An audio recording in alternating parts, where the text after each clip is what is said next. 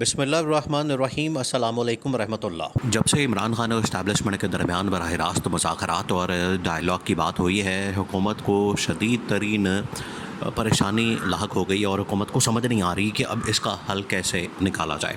کبھی وہ کہتے ہیں کہ ہم خود مذاکرات کر لیتے ہیں، بات چیت کر لیتے ہیں اور عمران خان کو بھی آن بورڈ لے لیتے ہیں۔ اب یہ مذاکرات کے چکر میں، مذاکرات کی آڑ میں جو نون لیگ والے ہیں یا نواز شریف ہے،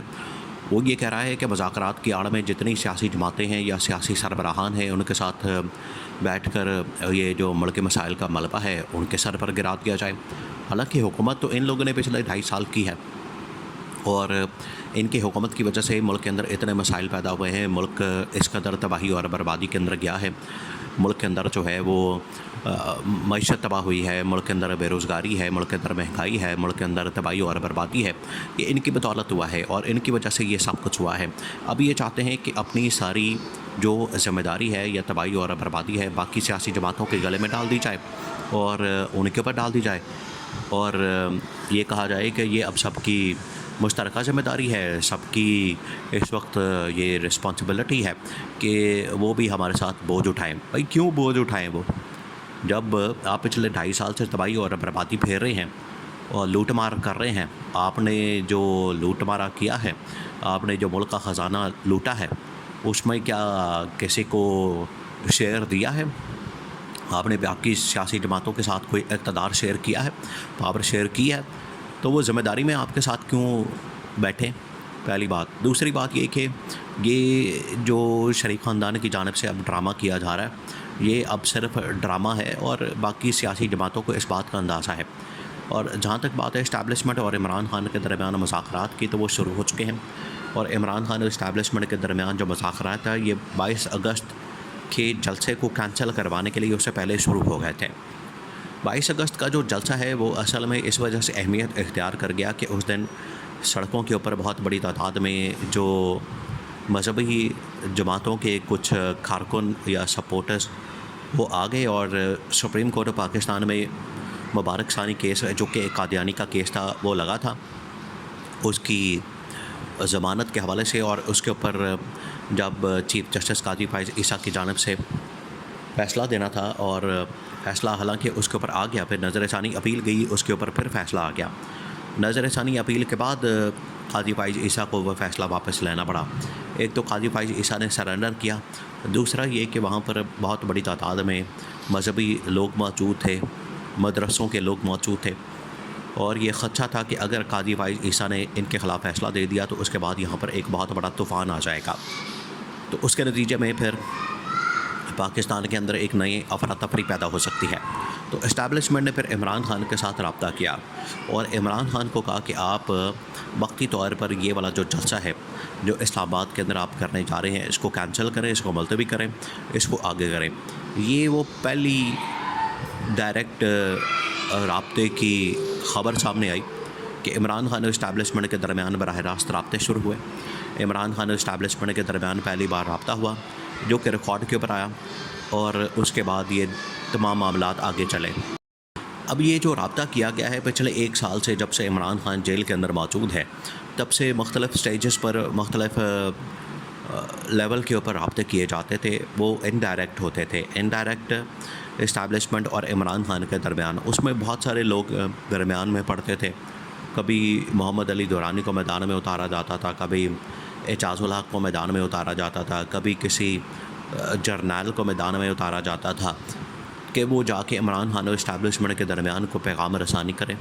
اور ان کے درمیان کوئی معاملات کو سیٹل کرے اور ان کے درمیان جو کمیونیکیشن ہے وہ کر سکے، اور ان کی جانب سے کمیونیکیشن کی بھی گئی۔ لیکن آخرکار یہ ایک سٹیج آ گئی کہ اب عمران خان کے ساتھ براہ راست بات چیت کی ضرورت پیش آ گئی، اور اگر براہ راست بات چیت نہ کی جاتی، براہ راست ان کے ساتھ کمیونیکیشن نہ کی جاتی، براہ راست عمران خان اور اسٹیبلشمنٹ کے درمیان بات چیت نہ ہو، تو وہ جو ڈیمانڈز ہیں یا وہ جو شرائط ہیں جو اسٹیبلشمنٹ عمران خان کے سامنے رکھتی ہے اور عمران خان اسٹیبلشمنٹ کے سامنے رکھتا ہے، ڈیمانڈز یا شرائط،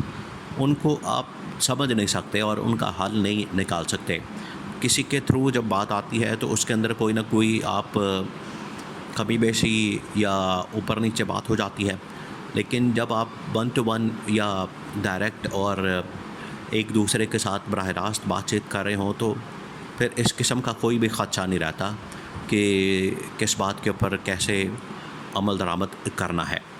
اب اسٹیبلشمنٹ نے جو ڈیمانڈز رکھیں، جو شرائط رکھیں، وہ تو انہوں نے کہا کہ ہم جلسہ کینسل کروانا چاہتے ہیں، وہ پاکستان کے خاطر، ملک کی خاطر، 25 کروڑ عوام کی خاطر ہم پاکستان میں امن و امان بحال کرنا چاہتے ہیں۔ تو اس میں عمران خان ہمارا ساتھ ہے۔ عمران خان نے کہا کہ 100 بسم اللہ، بالکل 100% بات آپ کی ٹھیک ہے، میں آپ کے ساتھ ہوں، میں پاکستان کے ساتھ ہوں، 25 کروڑ عوام کے ساتھ ہوں، اور مجھے پاکستان کی خاطر، ملک کی خاطر، 25 کروڑ عوام کی خاطر کسی سے بھی مذاکرات کرنے میں کوئی مسئلہ نہیں ہے۔ میں سب سے مذاکرات کر سکتا ہوں، خاص طور پر